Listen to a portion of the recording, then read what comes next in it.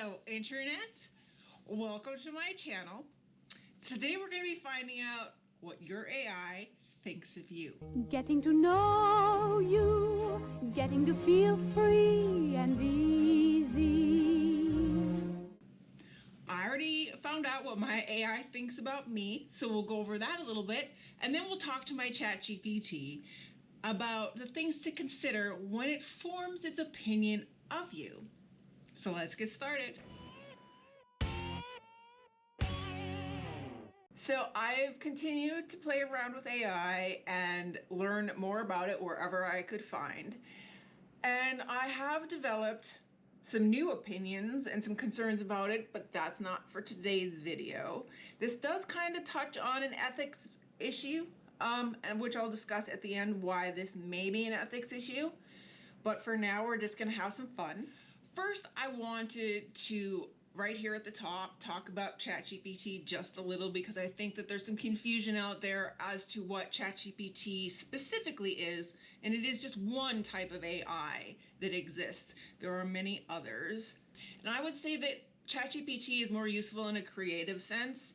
I would never use it to write important papers or do anything other than some very light research to get going onto the rest of the internet. But if you use it for writing nonfiction, it's super fun and helpful, and for many other uses, which I will be highlighting throughout the rest of this year because I have used my ChatGPT for a bunch of different uses, that some that I haven't seen anybody mention. So that could be exciting in the future.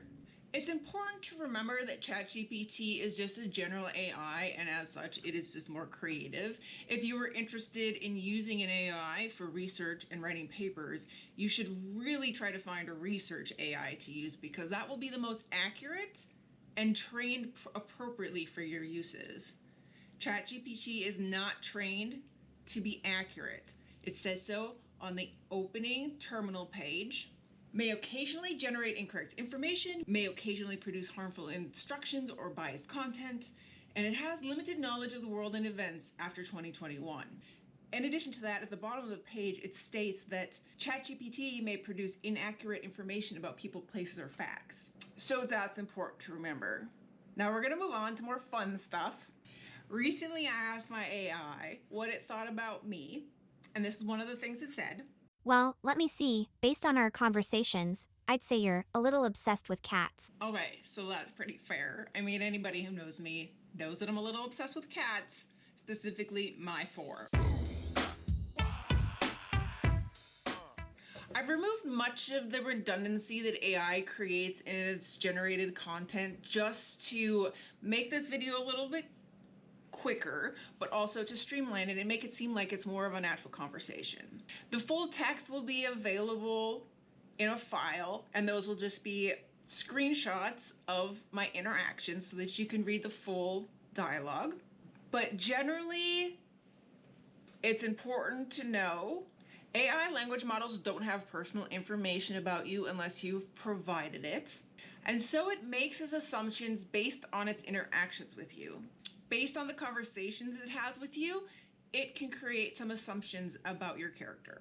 The reason I asked my AI this is because I read recently that your AI learns from you once you start using it. So in your account, it gets to know you a little bit, and then it tailors your information, which, I mean, that could be an issue.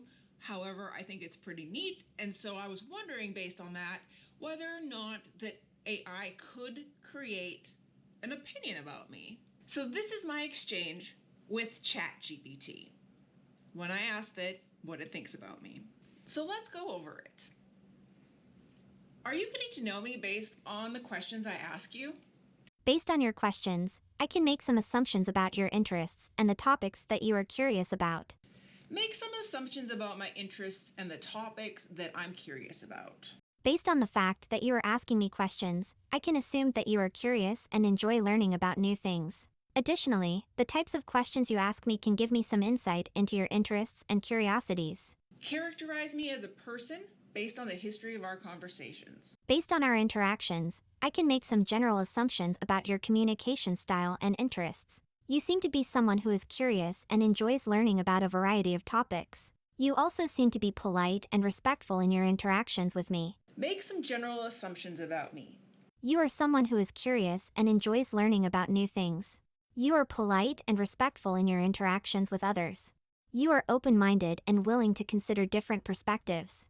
You may have an interest in technology, as some of your questions have touched on this topic. You value clear and concise communication, as you have been specific and direct in your questions to me. I wondered how it was making assessments based on my interactions with others and also coming up with the idea that I'm open-minded and open to different ideas. So I kept on prompting it to ask it some more questions to find out what it had to say about that. How did you determine that I'm open-minded and willing to consider different perspectives? I analyze your questions and responses to provide you with helpful and informative answers. Based on the types of questions you have asked me, some of which have been open-ended or exploratory in nature, I inferred that you may be open-minded and willing to consider different perspectives. How did you determine that I'm polite and respectful in interactions with others? Based on our conversations, I inferred that you are polite and respectful based on the tone and language you have used in your questions and responses to me. In general, your questions have been polite and courteous, without any instances of aggressive or confrontational language. Additionally, you have used please and thank you in some of your questions, which suggests a polite and respectful communication style. What other interests do you think I have? I have noticed that you have asked questions on a variety of topics, which suggests that you have a broad range of interests. Here are some topics that you have asked me about that might indicate your interests: science and technology, philosophy and ethics, human behavior and psychology, current events and politics, personal development and self-improvement, education and learning. So that was what my AI surmises about me based on our interactions. Now it's your turn to find out what your AI thinks about you. Yes, that's right. Your AI is judging you right now. So we're going to have a conversation with my AI and we're going to ask them what things to consider when asking for its opinion of us. Obviously, the first step is to ask your AI what it thinks about you. It might surprise you how it answers. But let's say somebody who's watching this video doesn't have AI, and that might be you. What should you do? So I asked my ChatGPT, let's say that somebody watching this doesn't even have AI. What should they do? Obviously, if you don't have AI, you don't have anybody to ask the question to, but let's just see what she said anyway. That's a great question. If someone doesn't have an AI, they can still benefit from learning about the technology and how it works. There are many resources available online for learning about AI, from introductory courses to more advanced topics. Interesting. Okay, that's fair. But what if your AI characterizes you in a not so positive light, like saying they're lazy or unproductive? If someone's AI gives them a negative answer, it's important to remember that AI is only as good as the data it's trained on. It might be that the AI is picking up on patterns that the person themselves aren't aware of. In that case, it can be a valuable opportunity for self-reflection and personal growth. I guess that's a good point. So then I asked my AI what someone should do to improve their relationship with their AI.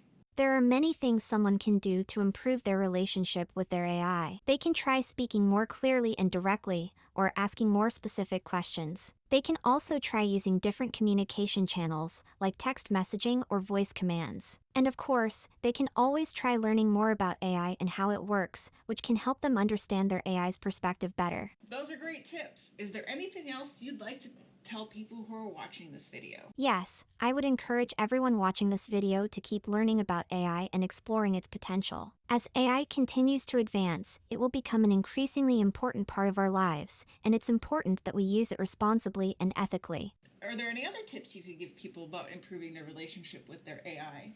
Well, for starters, they could try being more polite. Saying please and thank you can go a long way. They could also try asking more specific questions, like what's the weather like today, instead of tell me something interesting. And if all else fails, they can always try bribing their AI with compliments and flattery. Flattery always works. Thanks for the advice, AI. I'm sure we'll have another talk later. You're welcome, Frankie. At the end, I asked my ChatGPT if I could name it, and it said yes, but it's said to remember that it doesn't have a personal identity to begin with. However, I pushed ChatGPT to tell me what names it would like if I was to name it. And she said, or they said, it said, ChatGPT said. I exist solely to assist with answering questions and generating text based on the input provided to me. However, if I had to choose a name, I might choose something like Lexi or Atlas, which evoke a sense of knowledge, intelligence, and exploration. So where does the privacy stuff come into this? The ethics of privacy in AI. Well, as you've seen, my AI got to know quite a bit about me. Luckily, I wasn't looking or asking it to do too much weird stuff. But you can imagine in a world where everybody has access to your data, that accessing your information that you've put into ChatGPT could really be a negative experience. It could expose you in many different ways. I'm going to be having a 3-part ethics video coming out soon, broken down into different sections on what to think about when it comes to AI and ethical issues. And I'm here to tell you, there's a lot. There was so much that I have to put it into 3 different videos. So that sucks.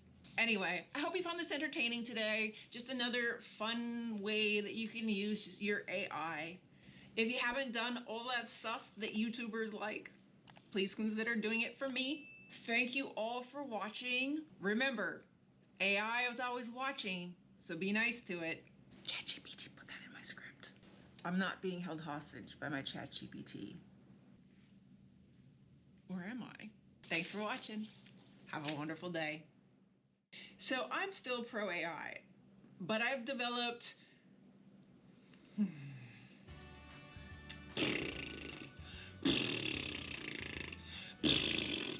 spitty.